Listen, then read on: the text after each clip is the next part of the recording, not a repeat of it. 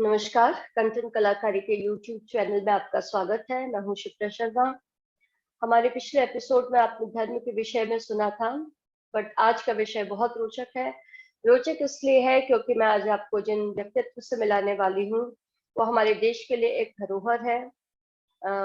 अगर मैं आपको ये बताऊं कि वो उम्र में एक लंबा पड़ाव पार कर चुके हैं, बट उनका जीवन आज भी उतना ही अनुकरणीय है जितने वो अपने युवावस्था में थे।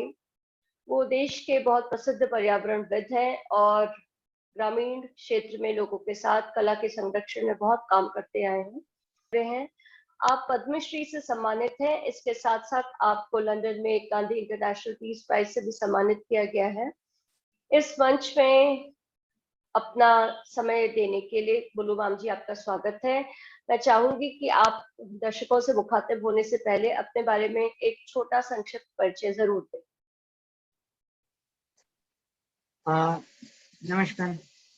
हजारीबाग में हम सन 1942 में पैदा हुए थे और तब से लेकर अब तक हम हजारीबाग ही में रहे हैं। विदेश बहुत बार गए हैं, इंडिया में बहुत बार टूर किए हैं। हमारा जो है फैमिली बिहार का एक बहुत पुराना फैमिली है। हमारे दादा साहब हसन इमाम आपका प्रेसिडेंट इंडियन नेशनल कांग्रेस थे 1918 में और second member of the league of nation. और उनके बड़े भाई सर अली इमाम आपके, जिनका राजेंद्र बाबू बोलते थे फाउंडिंग फादर ऑफ बिहार, उनका जो है लीग ऑफ नेशन में फर्स्ट मेंबर थे 1920 और वजीर ऑफ हैदराबाद थे। पुराना फैमिली है। हाई कोर्ट और सुप्रीम कोर्ट में हम लोग बहुत बैरिस्टर्स और 3 चीफ जस्टिस दिए हैं, तो पुराना फैमिली है। हम अपने हजारीबाग में बढ़े पले हैं। मेरा पिताजी यहाँ 1939 में पटना से आए थे, मेरा दादाबा का देहांत के बाद में, और मैं तब तक यहीं हजारीबाग ही में रहता हूँ। हम ऐतिहासिक रूप से करीब 50 किताब लिखे हैं और पुरातत्व पर 4-5 बहुत आज के लिए महान किताब बोला जाएगा, जैसा कि एंटिक्वेरियन रिमेन्स ऑफ झारखंड, जो झारखंड का पुरातत्व के लिए एक महान धरोहर है। और हम हजारीबाग में कई आर्कियोलॉजिकल साइट्स का डिस्कवरी किए हैं, जैसा कि आपका सीतागढ़ में अभी जो 10th सेंचुरी का एक्सकवेशन हुआ है, एक बहुत बड़ा बुद्धिस्ट साइट था, वो मेरा 1992 का डिस्कवरी है, जो आर्कियोलॉजिकल सर्वे ऑफ इंडिया 30 साल के बाद एक्सकवेशन किए, तो 10 मूर्ति वहां निकले लगभग, जिसमें कि 2 बड़े बड़े मूर्ति हैं, एक अलोकेश्वरा की और एक गौतम बुद्ध का। और इटखौरी का मेरा जुड़ाव बहुत दिन से है कि हजारीबाग से इटखौरी गौतम बुद्ध गए थे बोध गया में अपना तपस्या करने का पहले। तो ये बहुत लंबा कहानी है, उसमें अभी हम नहीं जाएंगे, लेकिन अभी हाल में हम क्विंचंग से हम रिसर्च करके टेक्सुअल एविडेंस ले आए हैं कि इटखौरी बहुत बड़ा एक बोधि स्थान है। और अभी स्वाति रे उस पर रिसर्च की है, एंटिक्वेरियन रिसर्च की है। दिलीप चक्रवर्ती जी फॉरवर्ड लिखे हैं वो किताब पर। तो वो जो है मेरा रिसर्च अभी उस पर इंटरनेशनल सेंटर्स में इन्वेस्टिगेशन हो रहा है और उम्मीद है कि बहुत जल्दी हम इटखौरी में एक बहुत महान बुद्धिस्ट साइट देश को देने वाले हैं। तो ये मेरा पुरातत्व का कुछ बैकग्राउंड हुई। इसका अलावा हमारा हजारीबाग में पुरातत्व में नाम जुड़ी हुई है दामोदर घाटी सभ्यता से जी, क्योंकि हम यहाँ करीब 30 साल पहले से रिसर्च कर रहे हैं हजारीबाग का रॉक पेंटिंग, पुराकला जिसको जी। और रॉक पेंटिंग का रिसर्च हमारा अभी दुनिया भर में सभी कोई को मालूम है, इंटरनेशनल साइट है। 10-12 साइट है, और उसमें से सबसे फेमस जो यूनेस्को वर्ल्ड हेरिटेज लिस्ट के लिए अप्लाई किया हुआ है, उसका नाम है इसको, और उसका उम्र जो है कम से कम 5000 साल से लेकर 7000 साल पुराना है। मेरा दूसरा क्वेश्चन ये है कि आपने अपनी विरासत में बहुत कुछ पाया था, लाइक आपने बताया कि इंडियन नेशनल कांग्रेस से आपका संबंध है और इस तरीके से आपकी पीढ़ी काफी आगे बढ़ती रही है, तो ऐसे में आप और भी अन्य क्षेत्रों में भी जा सकते थे, पर आपने कला को ही क्यों चुना? देखिए, हमारा जो है कला से बहुत दिन से जुड़ा हुआ है। हम जब यूथ में थे तो हम कला एक पढ़ाने का एक प्रोफेशन के जैसे सोचे थे, और हम जो है हजारीबाग में एक इंस्टीट्यूशन, जर्मन इंस्टीट्यूशन में हम पढ़ाई किए थे, लोग को सिखाए थे, और आपका समझिए कि पोस्ट ग्रेजुएट लेवल तक हम वहाँ ट्रेनिंग देते थे पेंटिंग का, होली क्रॉस पॉलिटेक्निक में। और वहाँ पर हमारा जो है इस्टेब्लिश हो गया था आइडेंटिटी एज ए टीचर। लेकिन हम जो है 1962 से लेकर के पेंटिंग का मेरा प्रोफेशन था, और हम एग्जीबिशन 10-12 कर चुके थे। आपका all India fine art and craft society Delhi में मेरा 2 बार प्रदर्शनी हुई थी। एक प्रदर्शनी डॉक्टर जाकिर हुसैन उद्घाटन किए थे, और एक आपका डॉक्टर MS रंधावा किए थे, जो आईफेक्स का प्रेसिडेंट थे। और वही समय से समझिए मेरा आर्ट का जो प्रोफेशनल करियर था वो जुड़ी हुई है। हम academy of fine arts Calcutta में भी कई प्रदर्शनी किए थे। लेडी रेणु मुखर्जी हमारा अरेंज की थी, मगर हमारा नाम और काम आर्ट्स में खास करके इससे नहीं जुड़ा हुआ है।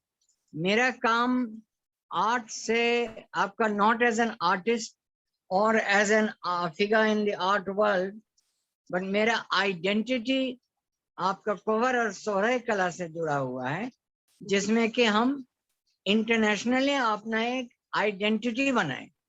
क्योंकि एक चीज होता है कि आदमी पढ़ा लिखा होता है, MB BBA DDA सब करके, और प्रेसिडेंट बन जाता है सोसाइटीज का, और फिर मरने के बाद में लोग भूल जाते हैं। मेरा उम्मीद है कि हम मरने के बाद में नहीं भूला जाएंगे। कोवर और सोहराई कला जी, कोवर और सोहराई कला एक दो अनोखी कला है झारखंड का, जो झारखंड का पुराकला और पुरातत्व से जुड़ी हुई है। और ये चीज हम 1990 में पाए थे, जब हम इसको का पुराकला या रॉक पेंटिंग का गुफा पाए थे। ये गुफा पाने के बाद में हम जो है कोवर और सोहराई कला का जानकारी पाए कि जो शादी में कोवर बनती है, या धान कटने के समय में जो सोहराई पूजा का मट्टी का घर के दीवारों पर जो पेंटिंग बनते हैं, कि ये चीज जो है आपका पुराकला से जुड़ा हुआ है, जो आपका मेसोलिथिक एज 7000 साल ईस्वी पूर्व से जुड़ी हुई है। तो क्या हमारा जो है रॉक पेंटिंग पूरा इंडिया में पाया जाता है, केवल हजारीबाग या झारखंड में नहीं। क्या आप सेंट्रल इंडिया में जाइएगा, आप साउथ इंडिया में जाइएगा, आप पूरब या पश्चिम कहीं भी जाइएगा, तो पुराकला आपको मिलेगी, जो 7 से लेकर 10,000 साल पुराना गुफाओं में लोग बनाते थे। और भारत का तो इतिहास बहुत लंबा है, लेकिन ये पुरातात्विक इतिहास उतना लंबा नहीं है। समझिए कि 8-10 हजार साल का एक प्रोटो हिस्टोरिक पीरियड का है, जिसमें स्टोन टूल से जुड़ा जाता है।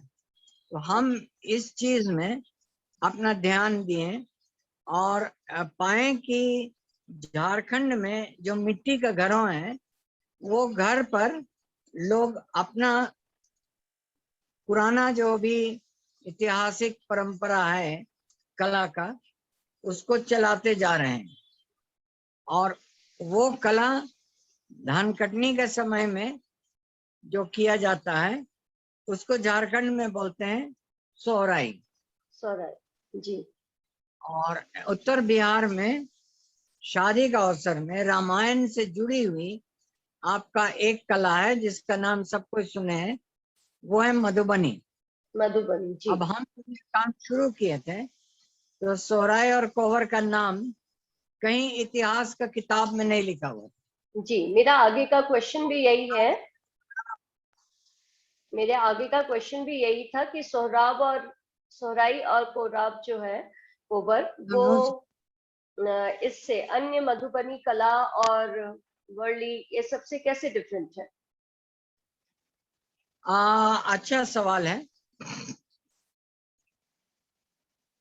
गोंड पेंटिंग जो मध्य प्रदेश में जो मिलती है जी और आपका जो वारली पेंटिंग जो दहानु महाराष्ट्र में मिलती है, जी वो आपका central Indian rock art, Raisen का रॉक आर्ट से लोग बोले जुड़ा हुआ है।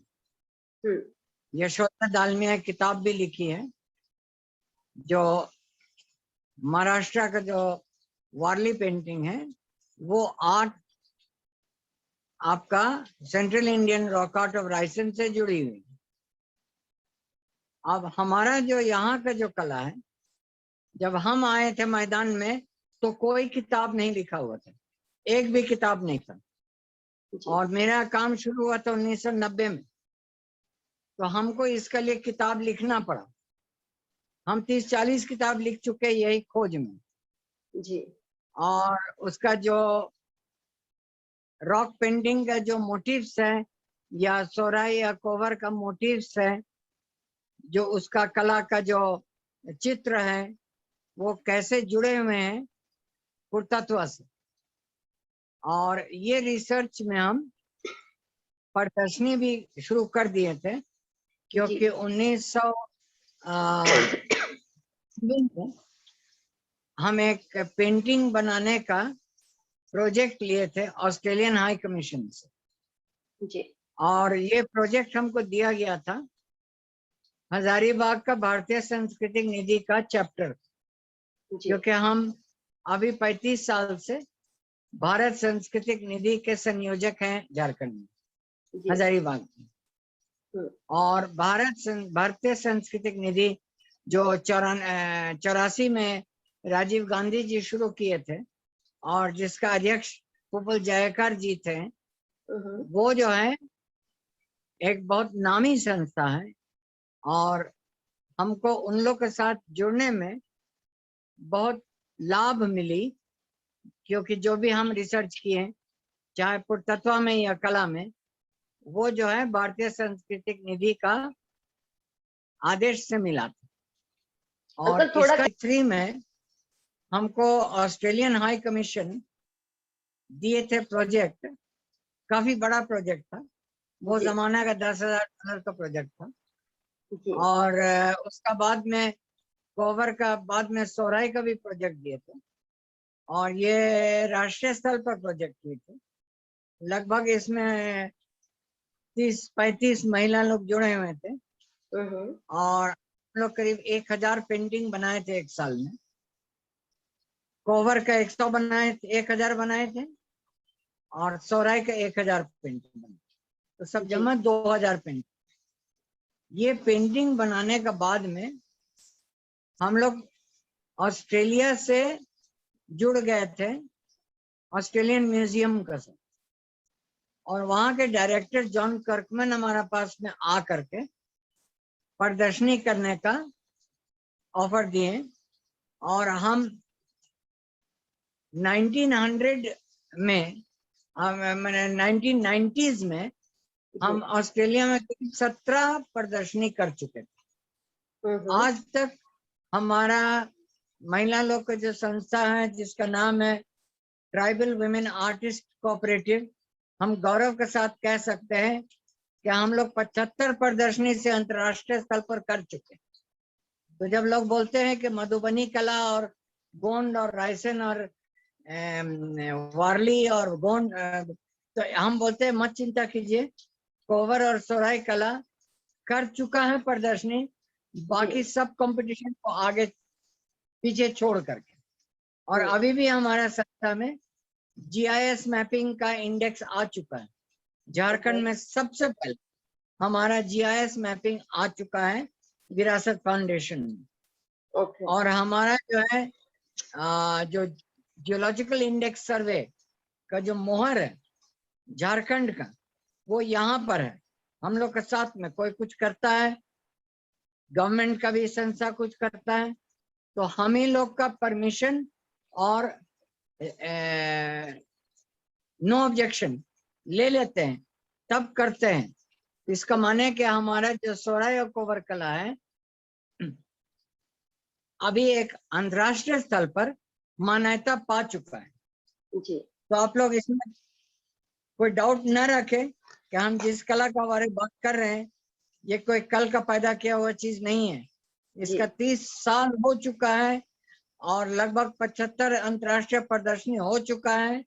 और पर साल हम बहुत गौरव के साथ कह सकते हैं कि हमारे आर्टिस्ट लोग गए थे कनाडा और नेशनल गैलरी ऑफ कनाडा में 1200 स्क्वायर फीट का म्यूरल बनाए थे। अबाडाको ने इंटरनेशनल प्रोजेक्ट जिसमें कि 70 कलाकार 40 मुल्क 40 नेशन से पार्टिसिपेशन किए थे। उसमें हमारे 3 आर्टिस्ट 1 महीना कनाडा में रह करके और 1200 स्क्वायर फीट का म्यूरल बनाए। ये सब कोई छोटा बात नहीं है। ये हमारा 7वीं प्रदर्शनी थी जी। अंतरराष्ट्रीय देश के लिए गौरव की भी बात सही है। देश के लिए बहुत गौरव का बात है। और पद्मश्री इसीलिए मिला है, ऐसा नहीं मिला है। जी। बहुत काम कर चुके हैं। और हम बोलेंगे दर्शकों को कि कोई भी, आपका बहुत किस्मत है कि हमारा मुंह से बात सुन रहे हैं। आप गूगल पे लगाइए, इंटरनेट में जाइए, सोहराय, कोहबर, गुलू इमाम, आप देश का कोई भी, हम लोग एग्जीबिशन देखिए, कनाडा में किए हैं, जर्मनी में किए हैं, फ्रांस, इटली और यूके में किए हैं, नॉर्वे में किए हैं, जापान में अभी तक नहीं किए, अफ्रीका में नहीं किए। बाकी जो अभी हम जो आपको 4-5 कंट्री का नाम दिए हैं, यहाँ पर हम लोग अबाउट 75 से ओवर एग्जीबिशन कर चुके हैं। और लोग को हम विदेश 5 बार भेज चुके हैं। हमारे आर्टिस्ट लोग जैसे कनाडा जा करके पर साल अबाडाकोने में 1200 स्क्वायर फीट का म्यूरल बनाए हैं, वैसा हम लोग 5-6 बार कर चुके हैं। फ्रांस में कर, जर्मनी में कर चुके हैं, स्विट्जरलैंड में कर चुके हैं, ऑस्ट्रेलिया में 2-4 बार कर चुके हैं। और हमारा आर्ट का अभी मान्यता हम बोल सकते हैं गौरव के साथ में कि दुनिया में पहला स्तंभ पर खड़ा हुआ है। आप बुल्लू जी, आप अपने संस्कृति संग्रहालय के बारे में हमें बताइए, क्योंकि इसके बारे में कई लोगों को अभी जानने की जिज्ञासा है। ठीक है, हम अभी बोले थे कि आपका किस्मत है कि आप हमसे सुन रहे हैं, क्योंकि फिर नहीं सुन रहे। हमारा संस्कृति संग्रहालय 93 में हम शुरू किए। सबसे पहले हमारा काम भारतीय सांस्कृतिक निधि में शुरू हुई थी एज एन एक्टिविस्ट। हम एक एक्टिविस्ट, हमको गांधी पुरस्कार जब हाउस ऑफ लॉर्ड्स लंदन में मिली थी 2012 में, वो हमारा एक्टिविज्म के लिए मिला था। और वो जो है माना जाता है कि one of the highest peace awards in the world. वो पद्मश्री नहीं है, पद्मश्री यहाँ का चीज, वो अंतरराष्ट्रीय पद्मश्री, अंतरराष्ट्रीय नहीं। तो वो जो है हमको मिली थी हमारा काम के लिए, जो कोयला का खदान का विरुद्ध हम लड़े थे 30 साल के करणपुरा कैंपेन, जिसमें के बड़े बड़े हस्ती लोग मेरे साथ जुड़े हुए थे। और बड़े बड़े कोल प्रोजेक्ट हम कैंसिल करवा दिए थे फ्रॉम द वर्ल्ड बैंक।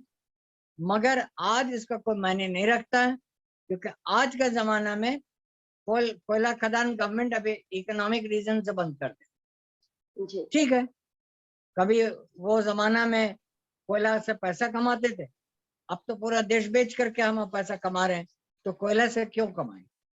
तो वहां वो समय में कोयला का खदान का हम विरोध करते थे, क्योंकि हम सोचते थे कि देश का संपत्ति बर्बाद किया जा रहा है, आदिवासी लोग को विस्थापित किया जा रहा है। और मैटर को हम यूनाइटेड नेशन में ले गए, और मेरा परिवार यूनाइटेड नेशन में कैंपिंग करते थे एक तौर से बरसों के लिए। हम यूनाइटेड नेशन से पुराना जुड़ाव मेरा, आज से नहीं है। मेरा फैमिली के लोग, सर अली इमाम first member of the United nation, मेरा बड़ा दादा, मेरा अपना grandfather second Indian at the league of Nations. वो उसका चलते नहीं, हमारा जो हम काम किए थे, हम किए थे इंडिजिनस राइट्स का तख्त पर। सो भी कांग्रेस गवर्नमेंट में, जहां कांग्रेस इंडिजिनस राइट का मान्यता नहीं दे रही थी, बहुत बेईमानी कर रहे थे। कांग्रेस कोई साफ पार्टी नहीं थी, बहुत गंदा पार्टी थी, और वो जो है बहुत विरोध करता था ये आपका इंडिजिनस पीपल, आदिवासी लोग। और हम इतना जुड़ाव हमारा हो गया था आदिवासी लोग का फंडामेंटल राइट से, कि हम जाकर के आदिवासी कला को एक औजार या हथियार, आप जो भी बोलिएगा, हम बना दिए थे आदिवासी का हक जमाने के लिए। और हम प्रदर्शनी केवल जर्मनी में नहीं और स्विट्जरलैंड में नहीं, लेकिन यूनाइटेड नेशन का हेडक्वार्टर्स में भी किए 3 बार इन द यूनाइटेड नेशन। क्योंकि हम लोग हमको पूछते थे कि आप कला को खर्च कीजिएगा ह्यूमन राइट्स के लिए, हम बोलेंगे और कोई नहीं किया है तो हम करेंगे। और अब जो है आपका art, indigenous art, it is one of the weapons of indigenous rights. और आगे जाके बोला जाएगा that I was among the very first people in India who began the fight for indigenous rights through art. हम बैठ करके यहाँ कोई दुकान नहीं चला रहे थे पैसा कमाने के लिए, हम एक ह्यूमन राइट्स का यहाँ आंदोलन शुरू किया, और उसका फल आज आपका पूरा दुनिया में दिखता है।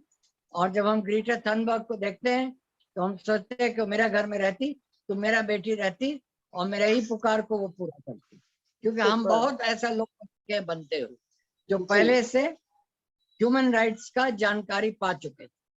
अभी बहुत लोग, सुधा भारद्वाज अभी जेल में है, बहुत लोग हैं जो अपना हक के लिए लड़ते हैं, मरते हैं, जेल जाते हैं।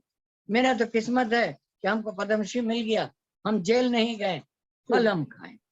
इसका लिए हमको एक तौर से अफसोस भी लगता है, क्योंकि हमको ज्यादा गौरव होता यदि हम इसके लिए कुछ हमको दान देना पड़ता। हम न जान कर न खून का दान दिए, हमको बहुत आसानी से नेम और फेम मिल गया। और कोई सवाल पूछिए, हम बताइए। हाँ जी, आपका एक फलसफा है कि आपने ग्रामीणों के कच्चे मकान को पक्के मकान में तब्दील करने के लिए हमेशा ही विरोध किया है। बहुत अच्छा सवाल जी, बहुत अच्छा सवाल। तो मेरा क्वेश्चन ये है कि जब पक्के मकान स्थायी होते हैं और मजबूती देते हैं और हमारे पॉकेट को सूट भी करते हैं, तो ऐसे में ग्रामीण जो है वो कच्चे मकानों में, आज के दिन जब इतना डेवलपमेंट हो रहा है कंट्री में, पूरे वर्ल्ड में, तो वो जो पक्के मकानों के बदले वो कच्चे मकानों में क्यों रहे? आप उनकी जरूरत पे क्यों बल देते हैं? हम इसका आपको जवाब दे रहे हैं। 3 साल पहले एक बहुत नामी फैशन मैगजीन है, नाम भूल रहे हैं, और उसमें जो है ब्लैक एंड व्हाइट इशू बनाएंगे, और इशू का टाइटल था मॉनसून म्यूरल। अभी हम बरसात में बैठे हुए हैं, बहुत छत पर पानी का आवाज हो रहा है, तो जब बारिश होती है तो मिट्टी का घर धुल जाती है। तो वो जो मैगजीन जो थी अमेरिका में छपी थी, हमारा कवर कला का first cover story in America, और उसका फल भी बहुत है, आपको हम बताते हैं। वो जो इनसाइड आउटसाइड जो इशू था, वो मॉनसून म्यूरल्स नाम इसलिए दिए थे कि एक कला है इंडिया में जो बनाई जाती है वर्षा का पहले, धुल जाती है वर्षा में, और फिर बनाई जाती है वर्षा का बाद में। आप जो बोल रहे हैं वो बारिश में धुल जाती है, घर भी धुल जाती है, कला भी धुल जाती है, और फिर बनाई जाती है। और वो जो आर्टिकल लिखा गया था 10 पेज का, विथ अबाउट 20 फोटोज, बहुत अच्छा वो हम लोग का, उसमें से एक बहुत बड़ा फल निकला, हम आपको बताते हैं। वो जो है आर्ट पूरा वर्ल्ड में उसका चर्चा किया गया कि इंडिया में ऐसा एक आर्ट पाया गया मिट्टी का दीवार पर, कि दीवार भी धस जाती है, आर्ट भी धस जाती है, और धसने के चलते वो आर्ट मरती नहीं है, क्योंकि वहां का लोग उसको फिर बनाते हैं, क्योंकि जब धुल जाती है तो उसको फिर बनाना पड़ता है। जी, ये बहुत एक आश्चर्य का चीज है। ठीक है, तो हमको ये जब आर्टिकल मिली, प्रदर्शनी भी हो रही थी, अमेरिका में भी हो रही थी, तो हम बोले कि ये जो है आर्ट को दीवार में बनाने का कारण है कि इंडिया अपना पूरा पॉपुलेशन के लिए पक्का घर नहीं बना सकती, चाहे मोदी साहब बोले या मनमोहन सिंह बोले। पूरा इंडिया को ना आप पेट भर सकेगा, ना नया घर दे सकेगा, ना टॉयलेट देख सकेगा। जी। आपको अपना रास्ता निकालना पड़ेगा। They have to be indigenous ways. तो अपना बनाने का कि इंडिया में आप देखिएगा अभी 125 करोड़ लोग का जो आबादी है, इन लोगों के लिए आप घर नहीं बना सकते सब कुछ। आप इलेक्शन के समय में बोल सकते हैं, लेकिन आप बना नहीं सकते, आश्चर्य नहीं। तो फिर बात है कि जो भी लिविंग ट्रेडिशन है उसको बचा के रखिए। किस तरीके से आप उसको बचा के रखिएगा? बचा के रखने का तरीका यही है कि जो ट्रेडिशनल मेथड्स था वो लोग जो जानते हैं उन लोग को करने दीजिए। तो हमारा जो है मट्टी बनाने का जो ट्रेडिशन है, गवर्नमेंट आएगा चला जाएगा, कोई गवर्नमेंट 10 साल नहीं रहता है, उसका बाद में देश तो चलेगा, गरीब तो जिएगा, मरेगा, पैदा होगा, इतिहास तो बंद नहीं होगा। 10 साल का चीज इतिहास नहीं होती है। तो हम बोले कि जो मट्टी का जो घर है ये हमारा एक बहुत बड़ा धरोहर है, क्योंकि फूस का घर और मट्टी का घर कभी खत्म नहीं होती। जी। नेहरू आया चला गया, गांधी आया चला गया, सबको आया चला गया। उड़ाव मुंडा संताल बिरोर अभी तक जिंदा है हजारीबाग में, अभी भी उन लोग अपना इतिहास से जी रहे हैं। तो हम बोले कि देखिए ये जो आप मॉनसून म्यूरल जो बोल रहे हैं कि इतना ये महान कला है कि इसको जिंदा रखते हैं क्योंकि ये बर्बाद हो जाता है। वो मैगजीन आर्टिकल का यही थीसिस था मॉनसून म्यूरल्स का कि ये जो बर्बाद होती है इसलिए इसको रिप्लेनिश किया जाता है। ये ट्रेडिशन मरती नहीं है, इसको फिर बनाना पड़ता है। तो हम बोले ठीक है। तो हम वो समय में एक अमेरिकन कंपनी से बात कर रहे थे कि ये जो मॉनसून म्यूरल है इसको हम दीवार पर हर अमेरिकन घर में कैसा लगाए। तो हम बोले कि ये हो सकता है वॉलपेपर, क्योंकि आपका हम ऑस्ट्रेलिया में देखे, इंग्लैंड में देखे, लोग जो है वॉलपेपर ही अपना घर पर लगाते। तो भी जो देश इंग्लैंड के जैसा जहाँ का साल में 9 महीना बारिश होती है तो भी वॉलपेपर से घर बहुत सुरक्षित और सुंदर रहती है। तो एक अमेरिकन कंपनी थी लाविवा होम, हम लोग पेंटिंग बनवाए कागज पर और कॉन्ट्रैक्ट साइन किए, और लाविवा होम उस कॉन्ट्रैक्ट को लेने के बाद में ये म्यूरल पेंटिंग कवर का इसको डिजिटलाइज करके और 3 महीना लगा बनाने सैन फ्रांसिस्को या लॉस एंजलिस कैलिफोर्निया में। उनका डिजिटल स्टूडियो था, 3 महीना लगा बनाने के लिए। और गौरव का बात है कि अब हम 3 साल से हर महीना 50,000 रुपया का पैसा आता है ये वॉलपेपर से, और ये हमारा कलाकारी लोग को हम लोग दे देते हैं क्योंकि उन लोग का बनाया हुआ चीज वही तो हमारा कॉन्ट्रैक्ट है, वही हम कोशिश करते हैं। अब बात रहा कि इंडिजिनस आर्ट का इतना महत्व हो गया है कि जो आपके दर्शकों को शायद मालूम नहीं होगा, हम बताएंगे। अभी कुछ कुछ लोग हैं दुनिया में जो ट्राइबल आर्ट का बिजनेस करते हैं। यहाँ का जो पेंटिंग हमारा गवर्नमेंट का दुकान में लोग बनाते हैं बहुत पैसा चोरी करके, ऐसा नहीं बनता है। कोई भी गवर्नमेंट का काम होता है तो उसमें काफी पूंजी जब तक लूटा नहीं जाता है वो खर्चा नहीं होता है। तो भी उन लोग जो पेंटिंग जो बनाते हैं वो पेंटिंग को उन लोग जैसा कि झारखंड में हम लोग झारक्राफ्ट हम ही शुरू किए थे 10 साल पहले, और झारक्राफ्ट अभी बहुत बड़ा ऑफिस हो गया है और हजारीबाग में भी सेंटर है। और यहाँ पर उन लोग का एक आउटलेट है, बहुत आर्ट बिकती है मगर कोई पेंटिंग का 500 रुपए से ज्यादा नहीं। हमारा तो इंटरनेशनल का 500, हमारा संस्कृति का ट्राइबल वुमेन आर्टिस्ट कोऑपरेटिव का एवरेज रेट 5,000 मिनिमम। हम कल एक 1.5 फीट बाय 10 इंच का पेंटिंग 2000 रुपये में खरीदे थे परसों एक मुंडा लड़की से। और हम लोग अपने अपना म्यूजियम में खरीद करके लगाते हैं। और हम आप बोल सकते हैं कि हमारा म्यूजियम में अभी आप पेंटिंग खरीदने आइएगा तो 20 इंच बाय 30 इंच का पेंटिंग का दाम मिनिमम आपको 5000 रुपये में। गवर्नमेंट के सेंटर में जाइएगा 500 रुपये में, 5000 नहीं। जब बड़े बड़े प्रदर्शनी होते हैं जैसे कनाडा का प्रोजेक्ट, कनाडा का प्रोजेक्ट छोटा प्रोजेक्ट नहीं था, 50 लाख से ऊपर का, और कोई बड़ा बात नहीं है। ऐसे में जब हेलो आगे का क्वेश्चन मेरा ये है कि ऐसे में जब गवर्नमेंट आपका जो ये प्रदर्शनी है और आपकी कला जो है वो इतना नाम पा चुकी है, तो गवर्नमेंट इसको कैसे प्रोटेक्ट करती है और अपने सिलेबस में बच्चों को ये क्या सिखाती, मतलब बच्चों को ये कैसे प्रोत्साहित करती है? देखिए, आप गवर्नमेंट का बात कर रहे हैं, शायद आप गवर्नमेंट को जानते नहीं है। गवर्नमेंट से कुछ होने वाला नहीं, बकवास के सिवा कुछ नहीं होने वाला है। अब आप हमसे बात कर रहे हैं और कोई से नहीं बात कर रहे हैं। ना हमको डर है ना शर्म, जो हमको बोलना हम बोल देंगे। हमारा यहाँ 20-30 साल का अनुभव है आर्ट में। गवर्नमेंट से और क्राफ्ट डिपार्टमेंट से कुछ नहीं होगा। गवर्नमेंट ऑफिसर लोग का वाइट पेंटिंग खरीद के अपना ड्राइंग रूम में लगाएंगे और कुछ करने का काबिल नहीं। आप एक एक्टिविस्ट से बात कर रहे हैं, आप मामूली व्यक्ति से नहीं बात कर रहे।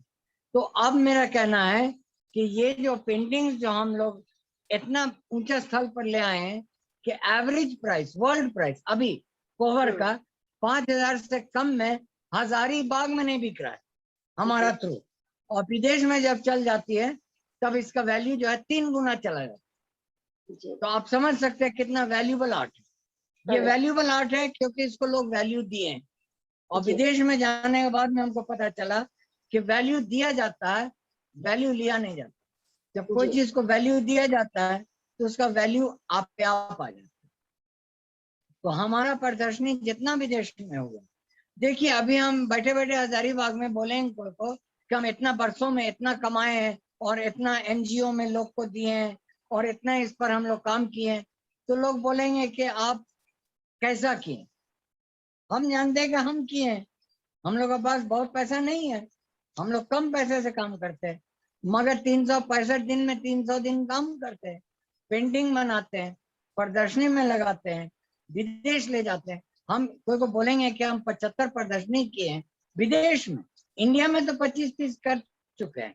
पूरा इंडिया में आप कोई भी नेशनल लेवल का गैलरी दीजिए, जहांगीर से लेकर के म्यूजियम ऑफ मॉडर्न आर्ट तक, हम लोग सब जगह में, चंडीगढ़ का बोलिए, हम सब जगह प्रदर्शनी कर चुके हैं। तो इतना करने के बाद में हम कहते हैं कि इंडिया का प्रदर्शनी में हम नाम भी नहीं रखते कि इंडिया में हम प्रदर्शनी किए। हम विदेश में 75 प्रदर्शनी किए। कहाँ पर? म्यूजियम ऑफ रोम 6 महीना का प्रदर्शनी लगातार, ऑस्ट्रेलियन म्यूजियम सिडनी महीनों का हमारा पेंटिंग कहाँ कहाँ है। Art gallery of New South Wales permanent collection, Putli Ganju का एक पेंटिंग वहां पर है, करीब 6 फीट बाय 4 फीट का, वहां अभी करीब 15 साल हो गया वहीं पर है।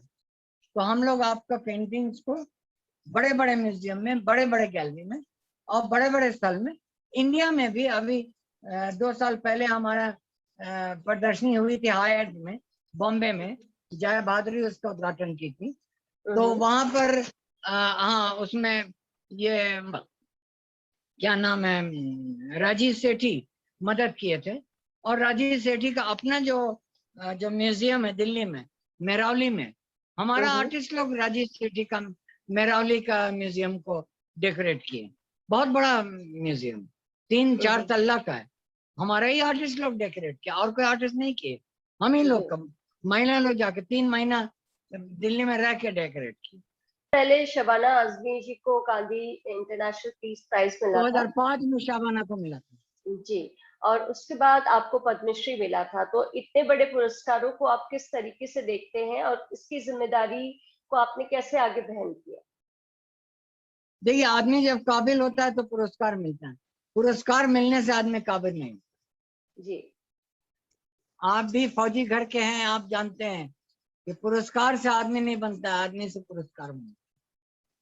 तो हमको ये पुरस्कार से कोई खास लाभ नहीं मिली, हमको यही लाभ मिली है कि मोदी जी का आशीर्वाद मिला, पद्मश्री मिला, बड़े बड़े लोग को इंडिया में भी मिला, विदेश में भी मिला, और बात करने का हासियत भी हमको मिली। तो हमको थैंक करना पड़ेगा कि भाई ये जो आर्ट है हमको बहुत चीज दी है, हमको बहुत केवल गौरव का सवाल नहीं, सम्मान सिर्फ नहीं, मगर समाज में सम्मान मिलना एक बहुत बड़ी चीज होती है जी हर कोई के लिए, मेरे जी लिए भी। मैंने अब मेरा 80 साल का उम्र हो गया, तो 80 साल में आदमी उम्र क्या कमाता है? 80 साल में एक घर कमाता है, एक जमींदारी बनाता है, एक गाड़ी खरीदता है, बच्चों को पढ़ाता है, यही ना मिलता है। तो हमको तो खुशी है कि हम अमर एक तौर से हो गए, मेरा नाम एक तौर से अमर हो गया, परिवार का इज्जत भी रखे हैं, और ये जो है गरीब लोग को देने का बाद, लेने का बाद, देने का बाद। आज का लास्ट क्वेश्चन है कि कला और शांति के क्षेत्र में आप नई पीढ़ी को प्रमोट करने के लिए क्या संदेश देना चाहिए? वेल, हम तो यही बोलेंगे नई पीढ़ी को, जो पुराना परंपरा था मॉडर्न एज में उसको कैसा लाया जा सकता है, उसका आप कोशिश कीजिए। क्योंकि चाहे जितना भी परंपरा बैकवर्ड हो या पुराना हो, उसको आप एक मॉडर्न रूप में ला के जिंदा रखिए, क्योंकि वो मर जाएगा तो आपका घटी है, सबका घटी है। चाहे वो संगीत हो, चाहे वो खाना पकाना हो, चाहे वो कपड़ा सिलना हो, चाहे वो पेंटिंग करना या लेदरा सिलाई करना हो, आप ये परंपरा को बचाने के लिए वो पुराना इतिहास को एक नया रूप दे करके बचाइए। क्योंकि जब तक नया रूप में नहीं बचाया जाए तो पुराना चीज बचती नहीं। पुराना चीज पुराना तरीका से नया युग में नहीं बचती, तो पुराना चीज को नया युग में, नया रूप में, पुराना इतिहास का परंपरा बचाते हुए आप उसको बढ़ा दीजिएगा, तब बोला जाएगा कि ऐतिहासिक रूप से आपको एक बहुत महान काम किया। इसके यही साथ मेरा एक मैसेज। चीज जी, एक इसके साथ एक लास्ट क्वेश्चन और मैं ऐड करना चाहूंगी। क्या हम इससे संबंधित आपके संग्रहालय से कोई ऑनलाइन कोर्स देख सकते हैं जिससे बच्चे या जो और बड़े लोग हैं वो इस कला को सीख पाए? Very good question. हमारा गूगल में पेंटेड विलेजेस ऑफ हजारीबाग एक साइट है, जी। फेसबुक पर लोग जा सकते हैं। हम्म, और हमारा ईमेल लोग नोट कर लें, नाम है बुलु इमाम, और जी। मेरा एड्रेस है gmail.com। हम्म, तो BULUIMAM gmail.com। कोई भी यदि लगा के हमको लेटर भेजें संस्कृति संग्रहालय को, तो हम लोग उनको इन्फॉर्मेशन दे देंगे। और आपको हम खुशी से बता सकते हैं कि हमारा कोवर कला में सबसे पहले PhD बनारस हिंदू यूनिवर्सिटी हिंदी में नीलिमा प्रसाद की थी, 500 पेजेस PhD। ओ, उसका बाद 3 PhD हो चुका है। कोवर कला में हम्म, कलकत्ता यूनिवर्सिटी से भी PhD हो गई है। MPhil आपका 3 यूनिवर्सिटी से हो चुकी है। हमारा कला आपका दिल्ली पब्लिक स्कूल में झारखंड में पढ़ाया जाता है। हमारा MPhil किए हुए प्रोफेसर है, वो पढ़ाते हैं। और इसका जो है जहाँ मौका हमको मिलता है स्कूल में ले जाने के लिए हम ले जाते हैं। DAV पब्लिक स्कूल हजारीबाग से हम जुड़े हुए हैं। जी हम तो जरूर चाहते हैं कि सौराई और कोवर के लिए गवर्नमेंट एक अच्छी तरह से, हम लोग पैसे नहीं मांगते, हम लोग पैसे नहीं मांगते, कोई मदद मिले, कोई पॉजिटिव फीडबैक मिले तो हमको बहुत खुशी होगी कि हम ये आर्ट को बढ़ावा देने की कोशिश करेंगे। लेकिन हमारा भारतीय सांस्कृतिक निधि के माध्यम से ये 20-30 साल में कम से कम 20-30 प्रोजेक्ट हो चुका है पेंटिंग का, जिसका पैसा भारतीय सांस्कृतिक निधि दी है। ज्यादा नहीं, 5,000, 8,000, 6,000, मगर 20-30 साल में 2-3 लाख रुपया भारतीय सांस्कृतिक निधि हमारा ये आर्ट प्रोजेक्ट को जिंदा रखने के लिए हम लोग को मदद की है। और फॉरेन डोनेशन के लिए हम बहुत थैंक्स देना चाहेंगे अनगिनत लोग को, जो बे बोले बे पूछे पैसा भेज देते हैं, और वो पैसा को इस कला में खर्च किया जाता है। नहीं तो हम अकेले चाहे जितना भी हम कोशिश करते हम नहीं कर सकते। तो लाखों रुपया लोग भेजे हमें को और वो पैसा इसी में खर्च किया गया। मेरा जितना अकाउंट्स और return tribal women artist cooperative भारतीय संस्कृति निधि का चार्टर्ड अकाउंटेंट का रिपोर्ट में। तो हमको कोई इज्जत डर नहीं, हम ठीक है, हम जो भी काम किए हैं ये सुरक्षित है। और हम सोचते हैं कि जब तक हम जिंदा रहेंगे इसका बोलने का प्रचार करने के लोग हैं। और मेरा बाद में मेरा परिवार है, मेरा अभी बेटा गुस्ताव जो मदद किया है ये सेटअप करने में, आपका उनको थैंक दे रहे हैं। मेरा लड़का जस्टिन ने मदद की है। मेरे तीनों बेटी लोग मेरा नाम पूरा दुनिया में रखा है। जूलियट अभी टीचर है जेवियर में, जसिंता अभी दिल्ली में मैरिड है, और इवन जून तो 2 साल पहले कनाडा 1 महीना रह करके वो आबादा कोने का जो म्यूरल आपको बताएं, जो 1200 square feet national gallery of Canada. तो इन लोग सबको हम थैंक्स देते हैं। मेरा वाइफ फिलोमिना और एलिजाबेथ दोनों को हम थैंक्स देते हैं। हम सबको को थैंक्स देते हैं।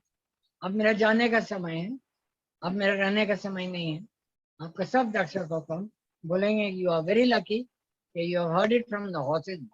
अब घोड़ा की बात करेंगे। Same here. I even find myself very lucky indeed. Uncle, ये इंटरव्यू देने के लिए आपका बहुत बहुत धन्यवाद। कंटेंट कलाकारी को आप जैसे महान लोगों की हमेशा ही आवश्यकता होती है कि आप दर्शकों तक पहुंचे और उन तक अपनी बातें पहुंचाएं। अपना टाइम और अपना कीमती समय हम लोगों को देने के लिए उलू माम जी आपका बहुत बहुत धन्यवाद। Thank you very much. सब कोई को जय हिंद। जय हिंद सर। कंटेंट कलाकारी के इस चैनल को आप सब्सक्राइब करें, हमारे वीडियो को लाइक करें, इस पे अपने कमेंट्स जरूर देते रहें और देखते रहें हमारा चैनल। आज के लिए इतना ही।